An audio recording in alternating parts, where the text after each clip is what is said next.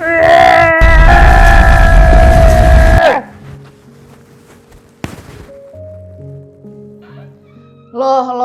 ini kenapa ini? Kamu kenapa sih, Bet? Grampi amat kayak orang lupa sahur. Nggak apa-apa, aku keinget sesuatu aja, terus jadi kesel. Sok, cerita sini cepet. Jadi gini, Hev, aku ada teman kantor kan, beberapa hari lalu itu aku lagi ngumpul bareng sama dia dan teman-teman kantor lainnya. Awalnya kita semua rame-rame lagi bercanda seru-seruan aja kan di kantor. Biasa aja sih. Awalnya kita semua rame-rame lagi bercanda seru-seruan aja kan di kantor. Biasa aja sih. Tapi tiba-tiba teman kantor aku yang ngatu ini mulai ngejekin aku, ngata-ngatain aku dengan nada yang merendahkan. Aku juga nangkepnya dia nggak bercanda dan beneran ngerendahin aku, Hev. Pokoknya aku tuh kesel banget sama dia. Sakit hati banget, tahu nggak sih digituin?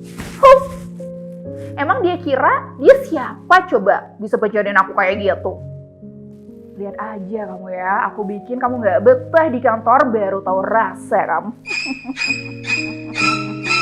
Betty, kok jadi gitu sih? Iya aku tahu, jahat banget aku.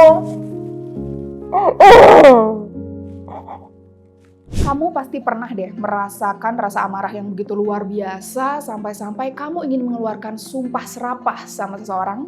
Bahkan kamu juga susah banget buat ngelupain rasa sakit hati di diri kamu karena seseorang atau kejadian yang udah terjadi. Orang mungkin berpikir menyimpan rasa dendam adalah hal yang tidak baik untuk dilakuin. Akhirnya banyak yang nyaranin kita untuk lebih baik jadi orang yang pemaaf aja demi hidup yang lebih tenang dan bahagia. Memangnya kenapa sih ada perasaan dendam dalam diri kita? Well, sebenarnya perasaan dendam atau belum bisa memaafkan seseorang itu adalah hal yang wajar. Alasan sederhana kenapa manusia bisa merasakan dendam adalah sebenarnya karena kemampuan dari diri manusia untuk merasakan rasa amarah, sakit hati, serta perasaan negatif yang luar biasa besarnya. Dendam sendiri sebenarnya adalah self-defense dari dalam diri kita karena merasa dirugikan atas perilaku atau sifat orang lain. Tapi hal ini tidak membuat kamu jadi orang jahat kok saat kamu menyimpan dendam. Faktanya, punya rasa dendam ternyata juga bisa membuat kita lebih mudah untuk memaafkan seseorang.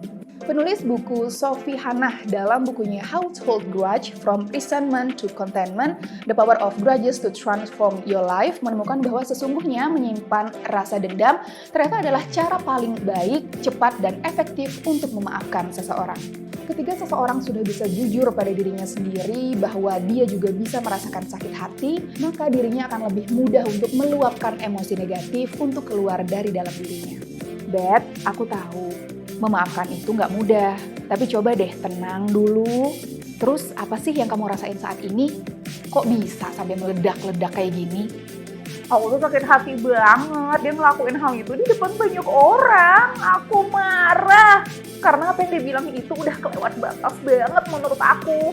Masa dandanan aku yang edgy kayak gini dibilang menor? Dan aku tuh sedih, gak nyangka aja dia bisa ngelakuin itu. Nggak apa-apa kok, Bet. Apa yang kamu rasain itu manusiawi kok. Cuman, yang mesti kamu ingat, jangan lama-lama kamu pendam perasaan ini. Yang ada malah ngerugiin kamu sendiri loh. Ya terus, mesti gimana dong? Aku jadi ingat gimana menjengkelkannya dia selama ini. Jadi panjang kan? Sekali lagi inget ya, semua rasa yang kamu rasain itu valid dan wajar kok. Yuk maafin dia dan juga diri kamu sendiri. Ini aku ingetin dengan cara yang paling baik ya. Karena balik lagi ini tuh semua demi perkembangan dan kebahagiaan diri kamu sendiri nantinya. Proses merasakan rasa sakit emosional inilah yang kemudian akan membuat kita secara perlahan tapi pasti bisa memaafkan dan merelakan. Nah, hal ini beda banget sama orang-orang yang justru menekan emosi negatif mereka sampai nge-pressure diri mereka sendiri untuk selalu positif. Karena sewajarnya kita harus melepaskan dulu nih semua emosi negatif dari dalam diri kita karena kejadian gak enak itu, baru deh kemudian kita melangkah dari situ, belajar, dan merasakan kembali emosi positif. Kalau kita selalu nge-pressure diri kita untuk selalu berpikir positif, percaya deh, di situ nantinya akan muncul perasaan buruk yang lebih parah, seperti iri dengki, dendam, dan lain-lain. Dan hal ini akan membuat kita lebih sulit untuk memaafkan.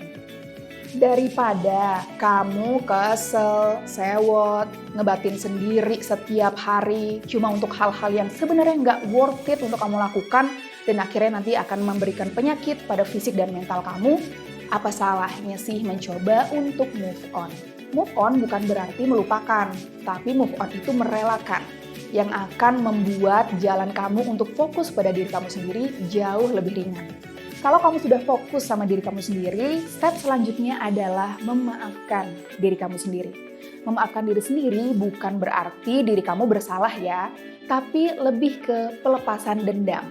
Kamu udah ngebebanin diri kamu dengan pikiran-pikiran jelek yang menguras tenaga, waktu, dan emosi. So, take your time to relax and forgive yourself. Lalu kalau kamu sudah menemukan damai dari semua peristiwa burukmu, cobalah untuk mengekspresikan emosimu dengan cara yang lebih baik. Marah tentu aja boleh, tapi nggak harus marah yang berlebihan sampai mendendam, bukan? Ini juga melatih kamu untuk terbuka sama perasaanmu dan mengurangi untuk menyimpan perasaan-perasaan yang nggak baik bagi diri kamu sendiri. Yang terakhir, ingat ya, masa lalu itu nggak bisa diubah. Kamu mau maafin dia, nggak maafin dia, kamu mau balas dendam ke dia. Past will be the past and cannot be changed. Tapi yang pasti kamu bisa belajar dari kejadian itu dan memperbaiki diri kamu sendiri dan menjadi pribadi yang lebih dewasa lagi. Pribadi yang sekuat kamu sekarang. Iya, kamu yang dewasa sekarang ini.